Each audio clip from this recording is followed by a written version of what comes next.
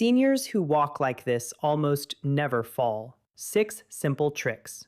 The way we move through the world fundamentally shapes our experience, and as the years accrue, the seemingly simple act of walking takes on a profound new significance. It's not merely about getting from one place to another, it's about maintaining independence, fostering confidence, and preserving a quality of life that many take for granted in their youth. For individuals embarking upon or already navigating their 60s and beyond, the topic of walking safely and confidently becomes paramount. It's an area of daily life where vigilance and minor adjustments can yield monumental benefits, particularly in the critical realm of fall prevention. A single, unexpected fall, rather than being a fleeting inconvenience, can unleash a cascade of complications. Far beyond the immediate discomfort of a bruise or a scrape, it can precipitate weeks or even months of arduous recovery, potentially leading to a gradual or even sudden erosion of personal autonomy. The very rhythm of daily existence, once effortless, can become punctuated by apprehension and limitations. Yet, amidst these concerns, there is a distinctly encouraging truth. A significant majority of falls are not inevitable accidents, but rather preventable incidents. They can often be averted through the conscious adoption of subtle yet powerful modifications to our everyday walking patterns. This discussion aims to illuminate 7 fundamental walking habits, diligently endorsed by physical therapists and specialists in aging, which are specifically tailored to empower seniors. Crucially, these aren't practices demanding specialized footwear, exorbitant equipment, or even the necessity of venturing outside one's home. Instead, they represent accessible, incremental adjustments, ready to be integrated into your routine immediately, wherever you happen to be. They are about re-engaging with the innate wisdom of your body, refining movements that may have subtly deteriorated over time, and, in doing so, reclaiming a more secure and graceful stride. Let us begin our exploration with an element often overlooked, yet profoundly impactful: the precise positioning of your head as you walk. It might initially strike you as an overly simplistic detail, perhaps too minor to genuinely influence something as complex as balance and gait. However, consider your head not just as a part of your body, but as its primary navigational instrument, much like the steering wheel of an automobile. The direction your head assumes dictates the trajectory and alignment of your entire skeletal and muscular system. When your head leads, your shoulders, your spine, and your hips inevitably follow suit.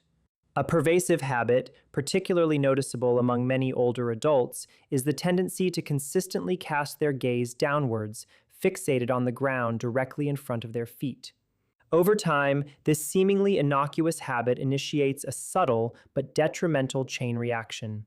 Your posture gradually begins to slump forward, often without your conscious awareness. This forward lean subtly but significantly displaces your center of gravity, shifting your body weight to an unnatural and unstable position. The consequence is a perception of less steady steps, an increased sensation of unsteadiness with each stride. It's entirely understandable why this downward gaze becomes prevalent. There's an instinctive desire to meticulously observe each foot placement, to preemptively identify potential hazards: a rogue crack in the pavement, an errant rug, a slippery patch on the sidewalk.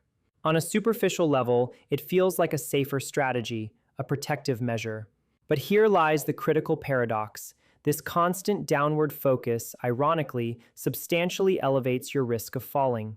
The posture it engenders, rounded shoulders, a curved back, and a forward-leaning torso, actively pulls your center of gravity ahead of your base of support. This makes you inherently more susceptible to stumbling, as your body is perpetually teetering on the edge of imbalance. Moreover, when your eyes are perpetually fixed on the immediate foreground, you forfeit the crucial ability to anticipate what lies further ahead, typically 10 to 15 feet in front of you. This lack of forward vision transforms minor environmental irregularities, like a subtle unevenness in the sidewalk or a deceptively low step, into sudden, jarring surprises that catch you completely off guard, leaving no time for adaptive responses. The more effective approach, as frequently advocated by physical therapists, is encapsulated in what is known as the 20-80 rule. This guideline suggests that for approximately 80% of your walking duration, your head and eyes should be directed straight ahead, maintaining a horizon-level gaze.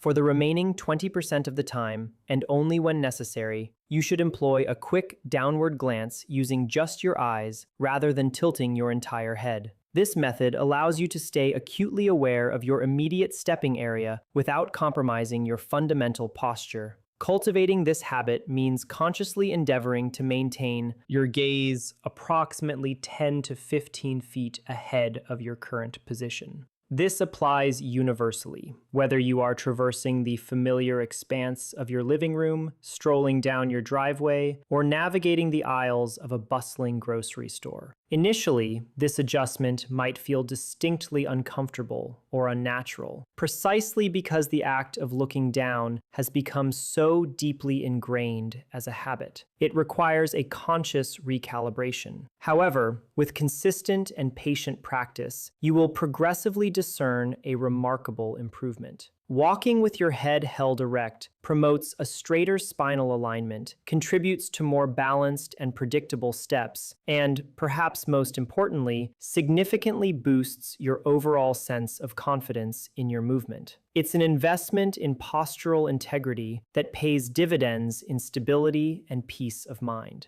Moving beyond the head, let us now direct our attention to an often forgotten component of fluid locomotion, your arms. For many, the mechanics of walking are almost exclusively attributed to the powerful action of the legs. However, this perspective overlooks the indispensable, albeit often subconscious, role your arms play in maintaining equilibrium. They function as organic, dynamic stabilizers, a sophisticated counterbalance system that is intrinsically integrated into your body's design. This intricate ballet of motion is evident in the synchronized rhythm of your limbs. As your right leg propels forward, your left arm should concurrently swing forward, mirroring the motion. This contralateral pattern is repeated on the opposing side, forming a foundational, built-in rhythm that your body assimilated and mastered during the earliest stages of childhood development when you first tentatively learned to walk. For decades thereafter, this inherent arm swing has silently and effectively contributed to your steadiness, operating so seamlessly that its contribution often goes entirely unacknowledged. Unfortunately, as the aging process unfolds, this natural, effortless arm swing frequently begins to diminish or even cease entirely. Several factors can contribute to this decline. The onset of conditions such as arthritis or general stiffness in the shoulder joints can physically impede the free and unrestricted movement of the arms. Other times, the development of habitual behaviors interferes. Habitually carrying a handbag, frequently leaning on a cane, though a cane used correctly should not fully inhibit arm swing, or simply keeping hands habitually tucked into pockets can all disrupt this natural rhythm. For a significant number of older adults, however, a more profound emotional factor is at play: fear. When the apprehension of falling takes root, the body instinctively responds by tensing up. This physiological bracing mechanism causes the arms to cease their natural, fluid oscillations, essentially freezing them in a rigid posture, almost as if preparing for an impending impact or an unwelcome event. Regrettably, this very stiffness, intended as a protective response, paradoxically undermines stability, stripping the body of one of its most potent, inherent tools for maintaining balance. The kinetic energy generated by the arm swing helps to distribute weight and counteract the natural rotational forces that occur during walking, providing a dynamic form of stability. Without it, the body becomes a more rigid,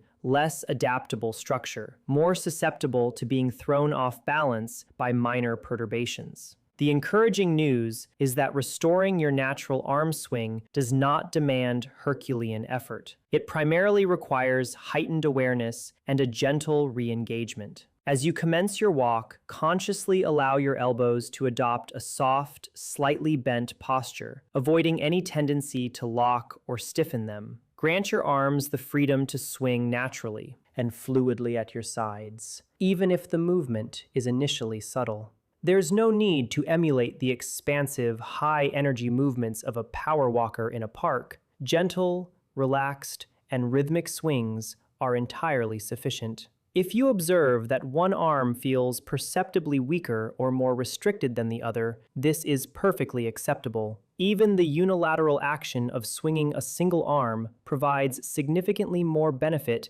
than maintaining both arms in a static, unmoving position. Some individuals discover it beneficial to practice this motion in a stationary position before embarking on a walk. Standing adjacent to a sturdy counter or table, gently march in place, consciously allowing your arms to move in harmony with your steps. You can even silently count your steps, verifying that the rhythmic sensation feels balanced and even on both sides of your body. Over time, the consistent application of this seemingly minor habit accumulates into a substantial positive difference. Your walk will acquire a discernible smoothness, your balance will feel markedly steadier, and your entire body will experience a noticeable reduction in muscular tension. Our focus now descends to the very foundation of movement, the feet. The manner in which your foot engages with the ground during each step profoundly influences both your balance and your overall safety. It's a subtle but critical distinction.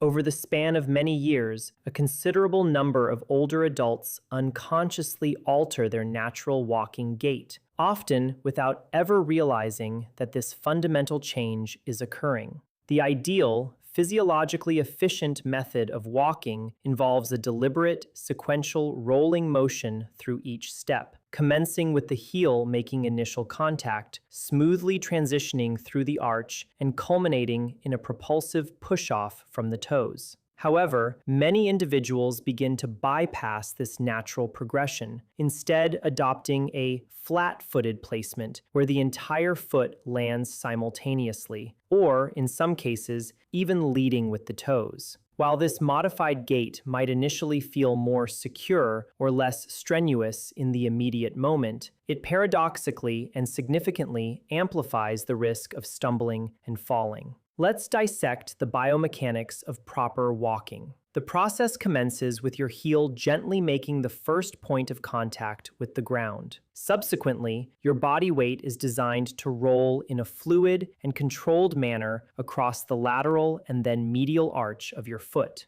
The grand finale of this kinetic sequence involves your toes, which, at the terminal phase of the step, exert a gentle but powerful push, propelling you forward into the subsequent stride. This coordinated heel, roll, toe pattern is not merely a preference. It functions as a sophisticated, built-in shock absorption system for your entire body. It effectively mitigates impact on your joints, particularly the ankles, knees, and hips, thereby contributing to their long-term health and reducing wear and tear. Furthermore, it helps maintain proper spinal alignment throughout the walking cycle, ensuring that forces are distributed efficiently. This intricate sequence allows your stride to remain consistently smooth, stable, and energetically efficient. When this natural pattern is circumvented and one adopts a shuffling gait or consistently lands flat-footed, several detrimental outcomes ensue. The length of your stride invariably shortens, reducing the dynamic range of motion.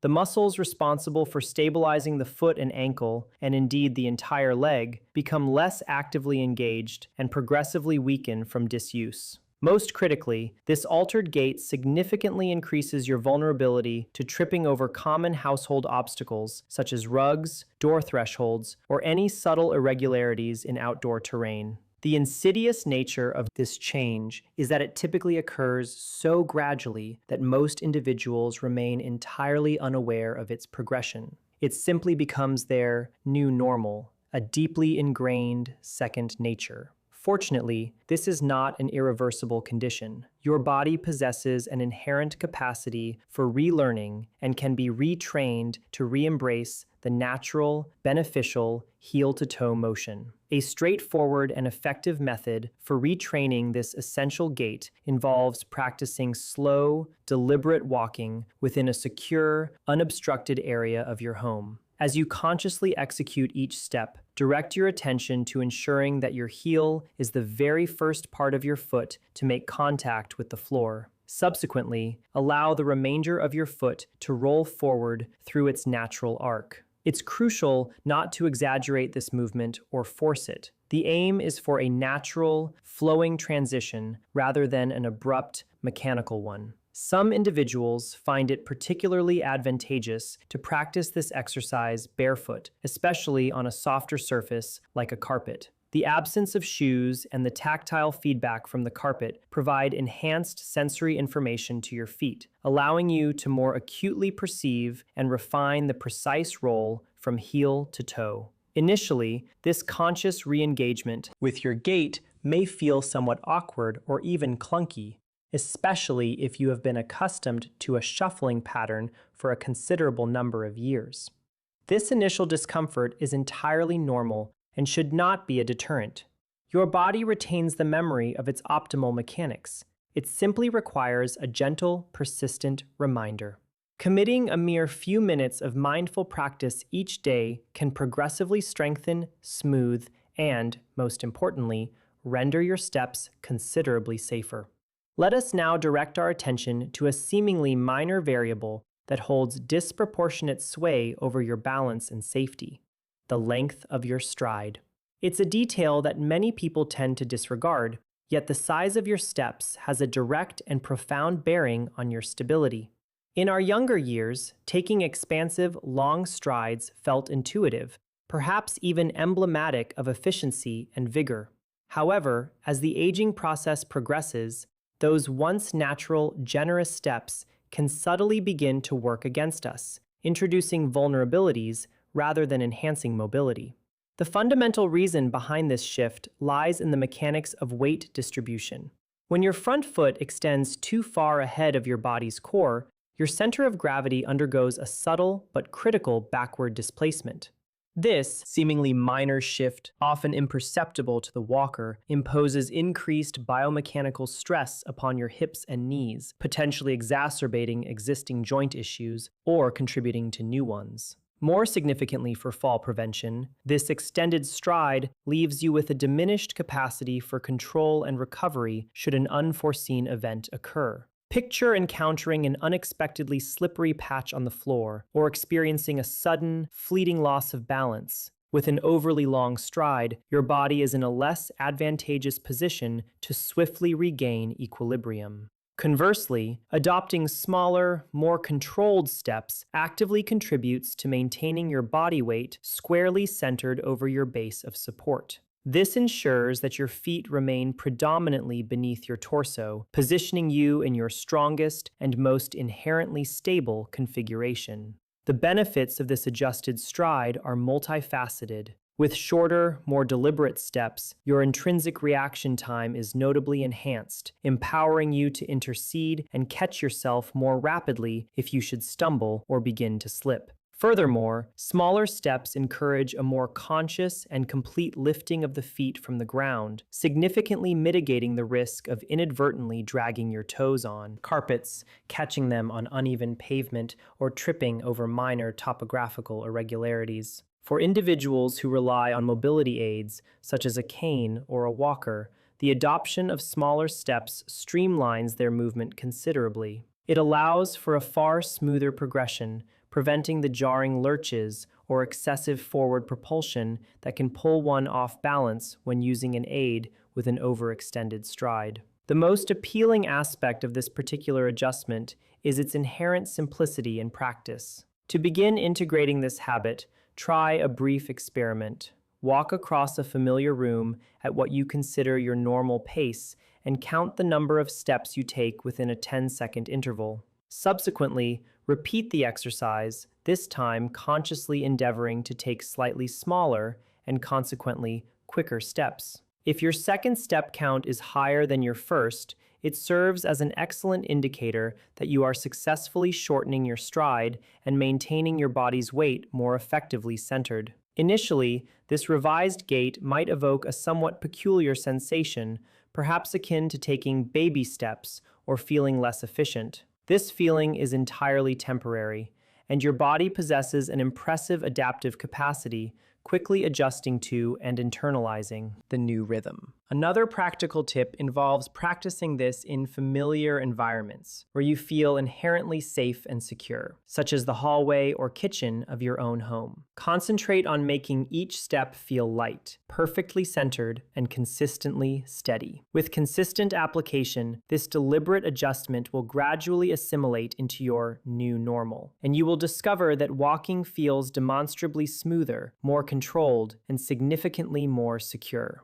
It is crucial to reiterate that the objective here is not to increase your walking speed or to cover more ground per unit of time. Rather, the paramount goals are enhanced safety and unwavering stability, achieved through a mindful recalibration of your stride length. When the vast majority of people ponder the concept of balance, their mental imagery typically conjures visions of robust, powerful legs and steadfast, firmly planted feet. While these peripheral components are undoubtedly vital, the often underestimated truth is that the fundamental bedrock of all physical balance resides centrally within the body, in what is colloquially known as your core. This intricate network of muscles, encompassing your abdominal wall, the muscles of your lower back, and those surrounding your hips, serves as the quintessential foundation upon which your entire physical structure is supported. Analogous to the foundation of a house, if this central core is compromised or weakened, every structural element situated above it, your spine, your limbs, your head, will inevitably feel precarious and unstable. You might begin to observe yourself instinctively reaching for furniture for support, experiencing a disconcerting wobbliness when transitioning from a seated to a standing position, or finding yourself quickly fatigued even after undertaking a relatively brief walk. These aren't merely manifestations of weakening legs. More often than not, they are telltale signs of your core musculature gradually losing its strength and integrity over time, quietly, almost imperceptibly. The truly encouraging aspect of addressing core weakness is that its remediation does not necessitate an expensive gym membership, access to sophisticated heavy equipment, or the adoption of strenuous, high-intensity workouts. In reality, the consistent performance of small, simple, and targeted movements can engender a colossal difference in core strength and, by extension, overall balance. Consider the illustrative experience of Mary, an 82-year-old grandmother whose family grew increasingly concerned as she began experiencing more frequent falls within the familiar confines of her home. Her daughter, prompted by worry, arranged for her to consult with a physical therapist. To everyone's surprise, the therapist elucidated that Mary's balance issues were not primarily attributable to her leg strength, which was reasonably preserved, but rather to a significantly weakened core. The therapist prescribed a remarkably modest regimen, just 2 brief, easily executable exercises. The first involved standing near a sturdy chair, lifting one foot merely an inch off the floor and holding that position for a count of 5 seconds before switching to the other foot. The second, even more subtle exercise was to gently pull her belly button inward towards her spine, just enough to feel a mild tightening of her abdominal muscles, while performing routine tasks like brushing her teeth. That was the entirety of the prescribed program. Within a matter of weeks, Mary reported a transformative change. She felt palpably steadier, describing the sensation as her body finally holding her up again. This newfound stability fundamentally restored her confidence. You too can readily adopt similar strategies. Whenever you find yourself in proximity to a stable counter or table, seize the opportunity to practice the single leg stance. Gently lift one foot slightly off the ground and maintain that position for a few seconds. Then consciously switch to the other foot. As you navigate the various activities of your day, cultivate the habit of gently drawing your belly button in towards your spine, holding the subtle contraction for several seconds at a time. This is an entirely discreet exercise. Nobody else will even notice you are performing it, but your core muscles will profoundly register and benefit from the engagement.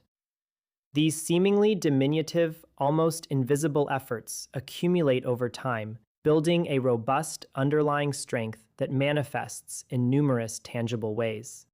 It will be reflected in your improved posture, in the steadier and more assured sensation of your steps, and crucially, in the amplified confidence you feel as you move with greater ease and security throughout your home and beyond. A strong core isn't just about physical power, it's about kinetic stability and a renewed sense of bodily control. Among the most insidious and frequently overlooked contributors to falls is not the obvious hazard of clutter or prominent obstacles, but rather the subtle, often imperceptible alterations in the floor surface beneath your feet. A change in texture from a plush rug to a smooth, glossy tile, the barely raised edge of a doorway threshold, or even the deceptive play of light and shadow on a step. All of these seemingly minor environmental variations possess the potential to abruptly disrupt your balance if you are not adequately prepared or consciously attentive. As individuals progress through the natural aging process, it is entirely normal for certain perceptual and reactive faculties to experience a slight deceleration. Specifically, our depth perception, the ability to accurately judge distances and spatial relationships, and our reaction time, the swiftness with which we respond to sensory input, may become marginally less acute. While this is a normal physiological phenomenon, it carries significant implications for gait. It signifies that your brain might require a fraction of a second longer to fully register and process a change in the surface underfoot. In that minuscule yet critical delay, your equilibrium can waver, setting the stage for a potential fall. Consider the illuminating narrative of Alan, a 78-year-old gentleman who prided himself on his meticulous caution and steady gait. One seemingly ordinary afternoon, he narrowly averted a severe fall in his own kitchen. The floor had just been freshly cleaned, and to his eye appeared entirely dry and innocuous.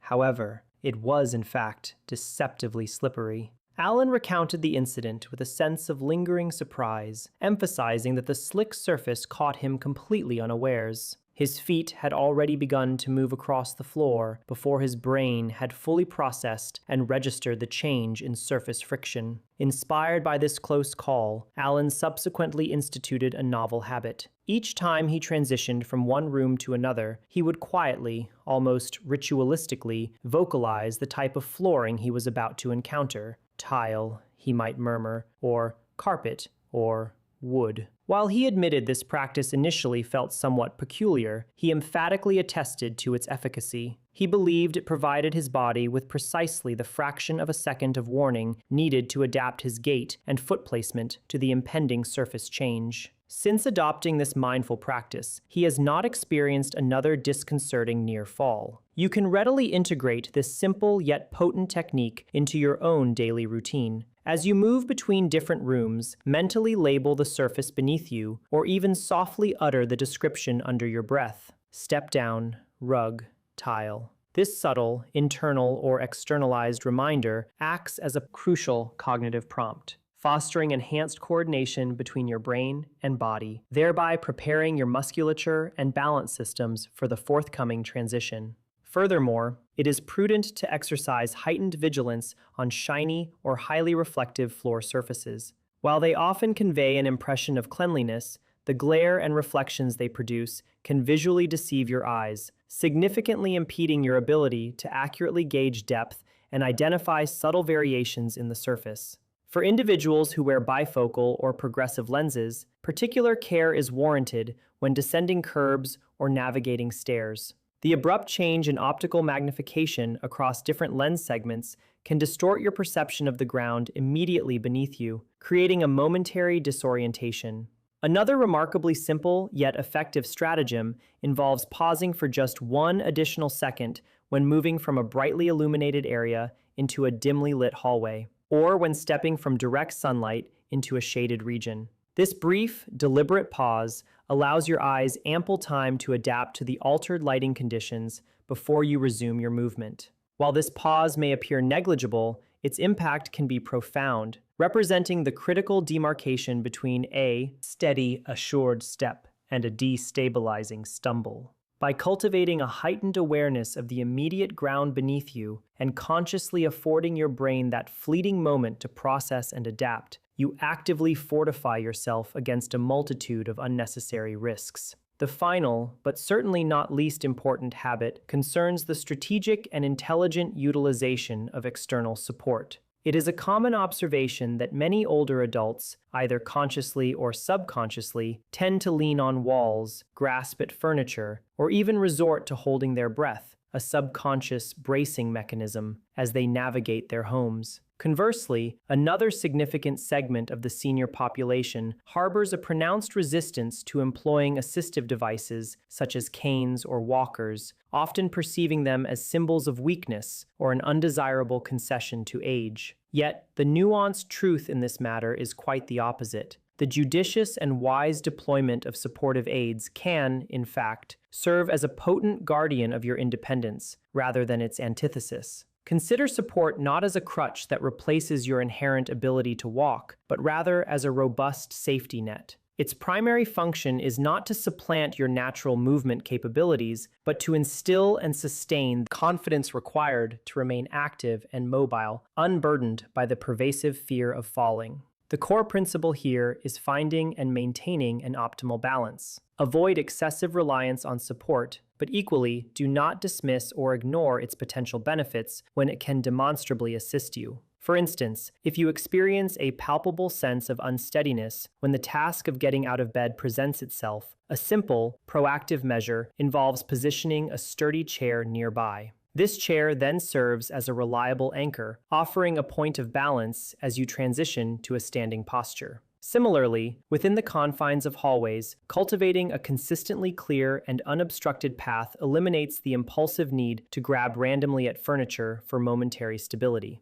And when venturing outdoors, a well-chosen and correctly utilized cane or walker can often represent the pivotal difference between continuing to engage actively with the world outside your home and becoming progressively confined by apprehension within its walls. The paramount consideration here is not merely the act of using support, but rather the correct and informed way to employ it. A cane, for example, should ideally be held on the side opposite your weaker leg. This specific placement allows it to function as a natural counterbalance, synergistically supporting and balancing your stride. A walker, when in use, should be advanced with small, controlled steps, avoiding the common pitfall of pushing it too far ahead, which can paradoxically pull you off balance. If there remains any uncertainty regarding the proper usage of such aids, a brief consultation with a physical therapist can be immensely beneficial. In just 1 or 2 focused sessions, they can provide personalized instruction, demonstrating the optimal techniques and ensuring you gain maximum benefit with minimal risk.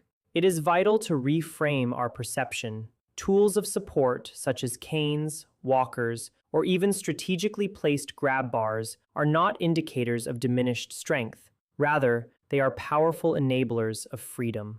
They empower you to sustain confident mobility, liberating you from the restrictive grip of fear that might otherwise compel you to avoid movement altogether. Even within the familiar environment of your own home, having readily accessible support, robust railings in the bathroom, non-slip mats adjacent to the sink or shower, can provide an invaluable layer of peace of mind, enhancing both physical safety and psychological comfort. Having thoroughly explored these 7 pivotal habits, it becomes clear that each, in its own distinct way, holds the potential to profoundly reshape the manner in which you navigate your daily life. While any single habit, when isolated, might appear to be a minor adjustment, their cumulative effect is nothing short of transformative. Together, they coalesce into a formidable shift in your overall safety profile, your intrinsic sense of balance, and your unwavering confidence in movement. We began by understanding the critical role of head position, recognizing how its alignment subtly yet powerfully guides the entirety of your body's posture and trajectory. Subsequently, we delved into the often underestimated function of arm swing, unveiling its profound significance as a dynamic, natural stabilizer that keeps you grounded and fluid. Our journey then led us to meticulously examine the indispensable importance of proper heel to toe walking, a fundamental biomechanical pattern that acts as a natural shock absorber and propels you forward with grace and efficiency. Following this, we uncovered how the intentional adoption of smaller, more deliberate steps can ingeniously keep your body's weight more precisely centered, affording you enhanced control and quicker reactions. The discussion then transitioned to the often hidden, undeniably crucial role of core strength, recognizing it as the silent, foundational key to unwavering steadiness, influencing every aspect of your balance. We then heightened our awareness of the immediate environment, emphasizing the necessity of floor awareness and mindful transitions, a practice designed to keep you alert to subtle changes underfoot that could otherwise precipitate a fall. Finally, we concluded by advocating for the sagacious utilization of external support, reframing it not as an admission of weakness, but as an intelligent, empowering tool that actively safeguards and extends your cherished independence. What unites these 7 interconnected habits, rendering them exceptionally potent and universally accessible, are their inherent characteristics. They demand no financial outlay, negating the need for expensive gadgets or specialized therapies.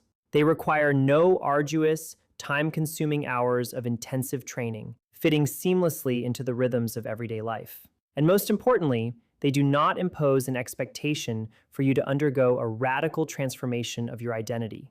Rather, they invite you to reconnect with and refine the innate, optimal mechanisms of your own body.